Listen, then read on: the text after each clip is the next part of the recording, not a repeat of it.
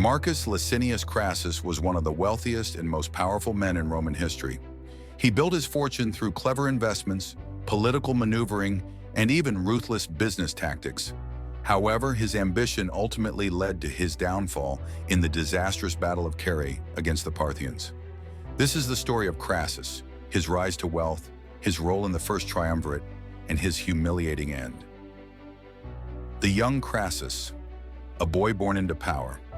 Crassus's early life. Crassus was born in 115 BCE to a wealthy and politically powerful family. His father, Publius Licinius Crassus, was a well-respected senator and consul. Rome at the time was deeply divided between two political factions: the populares, who supported the common people, and the optimates, who represented the aristocracy. This political rivalry would shape Crassus's destiny. 2. Losing everything. In 87 BCE, the conflict between the optimates and populares exploded into civil war. The popular general Gaius Marius seized Rome, executing many aristocrats. Crassus's father and brother were killed, and his family's wealth was confiscated. He was forced to flee to Hispania, modern Spain, to avoid execution. Rebuilding his wealth in exile, Crassus used his political connections to rally support and gather troops. When the Optimates' leader, Lucius Cornelius Sulla, marched on Rome in 83 BCE, Crassus joined him, seeing an opportunity to reclaim his fortune. Crassus becomes the richest man in Rome. The prescriptions and seizing opportunity. When Sulla took control of Rome, he issued prescriptions, lists of enemies of the state who were executed, and their property was confiscated. Crassus used this to buy confiscated properties at dirt-cheap prices, massively expanding his real estate empire. The fire brigade scam. Crassus also created Rome's first fire brigade, but with a catch. His firefighters would only put out fires if the owner agreed to sell the property at a low price. If the owner refused, the building burned down, and Crassus would buy the land cheaply. Crushing Spartacus's slave revolt, the Spartacus Rebellion.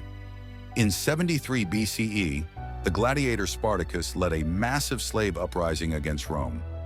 After several Roman defeats, Crassus was given command of an army of 40,000 soldiers to stop the rebellion. Crassus's ruthless tactics. He reinstated decimation, where every 10th soldier in a cowardly unit was executed.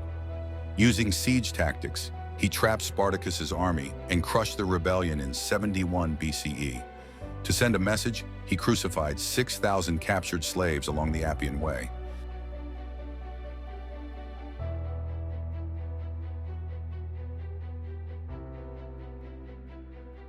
The First Triumvirate, Crassus, Pompey, and Caesar, an alliance of power.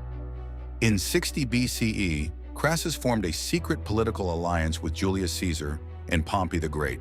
Crassus brought money, Pompey had military prestige, and Caesar had public support. This allowed them to control Roman politics despite opposition from the Senate. But rivalries grew. Pompey and Crassus despised each other, and as Caesar's influence grew, tensions rose. Crassus wanted a great military victory to match Pompey's conquests. His target? The powerful Parthian Empire in the east, the tragic defeat at Carrhae marching to disaster. In 53 BCE, Crassus invaded Parthia with 50,000 Roman soldiers, hoping for a quick victory. However, the Parthians, led by General Serena, used horse archers and heavily armored cavalry to devastating effect. The Roman legions, unused to fighting in the desert, were slaughtered. A humiliating end. Crassus's son Publius was killed in battle. Crassus tried to negotiate surrender, but he was betrayed and executed. The Parthians poured molten gold down his throat, mocking his greed. 1. Do you think Crassus was a genius businessman or just a ruthless opportunist? 2. If Crassus had won against the Parthians, how do you think Rome's history would have changed? 3. Who do you think was the most powerful member of the First Triumvirate? Crassus, Pompey, or Caesar? Why? So write down your answers in the comments. Conclusion. Crassus's legacy and the collapse of the Triumvirate. With Crassus dead, the Triumvirate fell apart.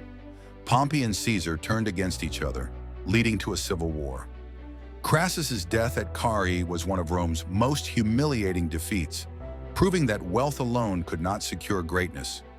If you enjoyed this video, don't forget to like, subscribe, Kingdom Tales, and also hit the bell icon for latest updates and stay tuned for more epic historical stories.